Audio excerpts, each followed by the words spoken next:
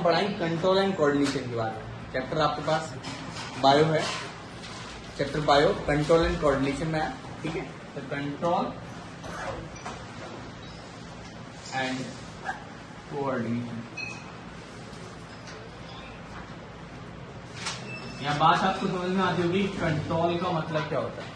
Control का मतलब and feature कि आप किस तरीके से उसको अपने कवरेज एरिया में रखते हैं, ठीक है। सपोज दैट अगर आप फैन चला रहे हैं तो फैन को स्विच के अकॉर्डिंग कंट्रोल कर सकते हैं और रेगुलेटर के साथ अकॉर्डिंग भी आप कंट्रोल कर सकते हैं कि कितनी स्पीड बढ़ा सकते हैं और कितनी स्पीड घटा सकते हैं।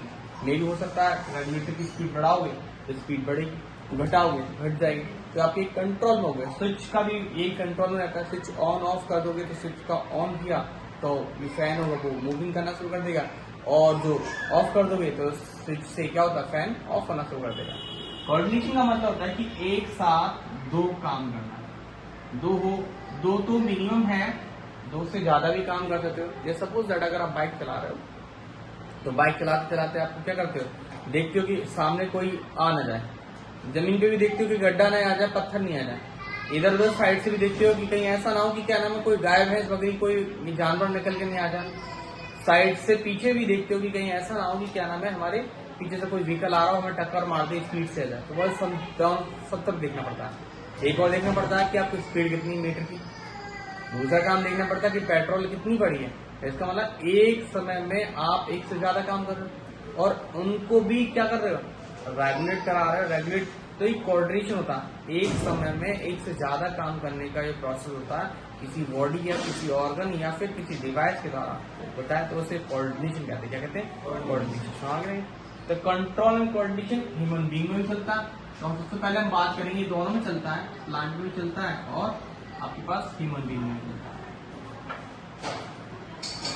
भाई बात हम क्या करेंगे तो प्लांट के बारे में। तो प्लांट भाई आपने देखा होगा, प्लांट में फोटोसिंथेसिस प्रोसेस देखा होगा। पहले सूरज की लाइट आती है, सनलाइट है, इस तरीके से सूरज की रोशनी आएगी, फिर क्या करेगा, इसका काम होगा कि क्या नाम है स्टोमेटा का, कि पहले हम स्टोमेटा ये होता है बता रखा था मैंने,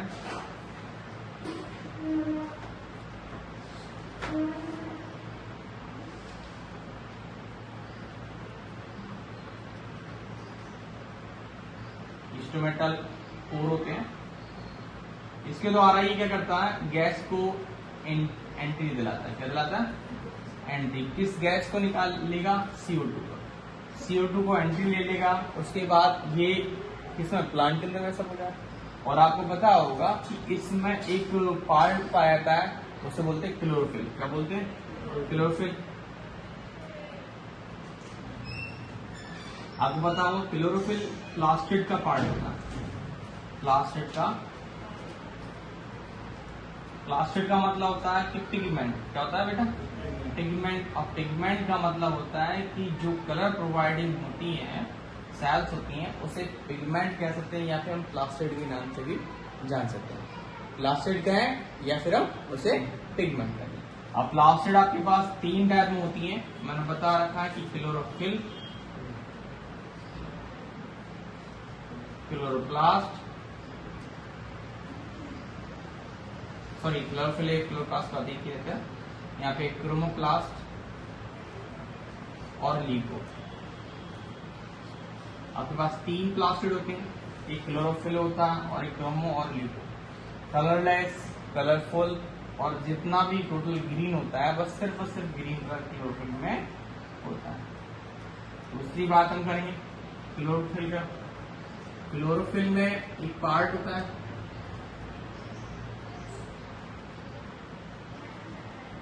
दो पार्ट हो जाते हैं, एक होता है ग्रेना,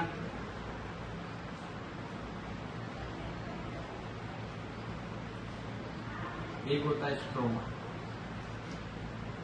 अब आपने देखा होगा कि ग्रेना का जो काम होता है वो लाइट कैप्चर करना होता है,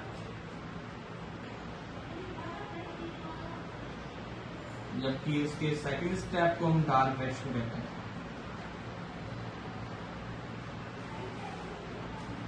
पहले चैप्टर का पार्ट है थोड़ा सा लाइट प्रोसेस का। लाइट रेशन का मतलब है कि सनलाइट जैसी ट्रैप होती है, सूरज की रोशनी ने लीफ ने सूरज की रोशनी को ट्रैप कर लिया, एब्जॉर्ब करा, और एब्जॉर्ब करने के बाद कौन सा पार्ट यूज कर रहा है?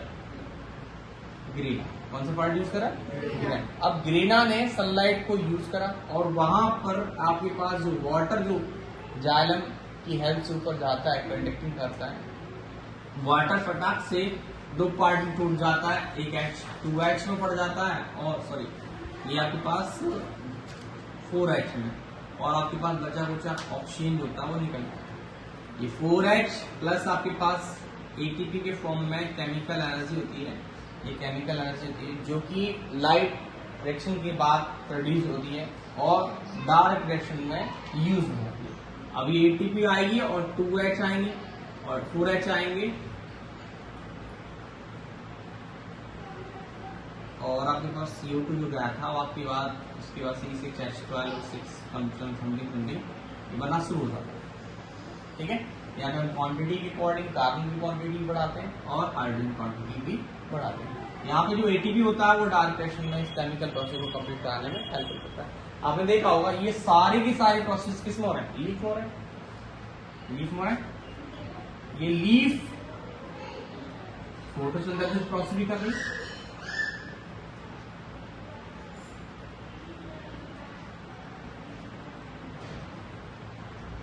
और रेस्पिरेशन भी कर रही है। आपने देखा होगा एक साथ क्या कर रही है? दो एक्टिविटी परफॉर्म कर रही है। क्या कर रही है? एक साथ दो एक्टिविटी परफॉर्म कर रही है। इसी को क्या कहते हैं? कोऑर्डिनेशन कहते हैं। अब यहाँ पे कंट्रोल करना क्या करना पड़ सकता है?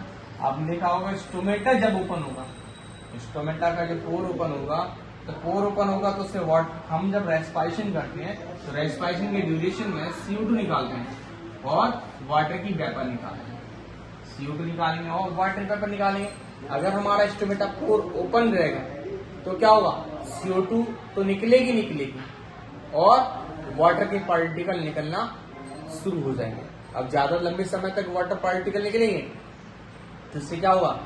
पौधे के अंदर डिहाइड्रेशन प्रोसेस हो जाएगा, और डिहाइड्रेशन का मतलब होता है कि वाटर के पार्टिकल का रिमूवल होना। जब वाटर खत्म हो जाएगा पौधे के अंदर से तो पौधा मुरझा जाएगा।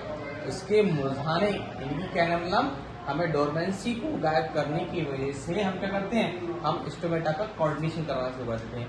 अब यानी स्टोमेटा अपने आप को कंट्रोल करता है, मेंटेन करता है, फिर रेगुलेट करके क्या करता है? प्रोसेस को अप्लाई कराता है। तो जैसे से ये ऑस्मोसिस प्रोसेस के अकॉर्डिंग, कौन सा? ऑस्मोसिस। ऑस्मोसिस प्रोसेस में क्या होता है कि पार्टिकल का मूव कराते हैं। ये कंसंट्रेशन के अकॉर्डिंग डिपेंड करता है। अंदर बॉडी के अंदर कंसंट्रेशन ज्यादा हो जाती है तो बाहर पार्टिकल को बाहर निकाल देता है। जैसे अगर देखा जाए इनको हम क्यूबिक एरिया के अकॉर्डिंग लेंगे, क्यूबिक एरिया प्लांट के अंदर होगा उतना ही क्यूबिक एरिया हम क्या करेंगे? बाहर की तरफ मारेंगे। तो हमने देखा अगर वाटर की क्वांटिटी पानी के अंदर ज्यादा होगी और बाहर सराउंडिंग में वाटर पार्टिकल नहीं है तो क्या करेगा? वाटर फटाफट बाहर निकल आएगा। यहाँ हायर कंसंट्रेशन है, यहाँ लो कंसंट्रेशन, समझ रहे? हायर कंसंट्रेशन से लोअर कंसंट्रेशन की तरफ मूव करते हैं। तो सेम तरीके से हम क्या करते हैं कि पार्टिकल का मूवमेंट CO2 का भी देखते हैं। CO2 बॉडी के अंदर ज्यादा हो रही है तो फटाक से अंदर ले लेंगे, बाहर निकाल देंगे, और CO2 का सराउंडिंग में ज्यादा है और हमारी बॉडी के अंदर कम हो रही है। कंजप्शन रेट जो होता है फोटोसिंथेसिस प्रोसेस में CO2 ज्यादा होती है। कंजप्शन का जो रेट होता है, कंजप्शन का खत्म होता है। कंजप्शन का मतलब खत्म होना, खत्म हो रही है CO2 क्या ज्यादा यूज हो रही है। अब उसके अंदर बॉडी के अंदर तो कम होगी, क्वांटिटी किसकी ज्यादा होगी? वाटर पार्टिकल की और ऑक्सीजन की। तो ऑक्सीजन बाहर निकालना शुरू करता है और CO2 अंदर लेना। क्लियर हो गया? यहाँ कोऑर्डिनेशन का मतलब क्लियर हो गया? इतना नोट कर फटाफट।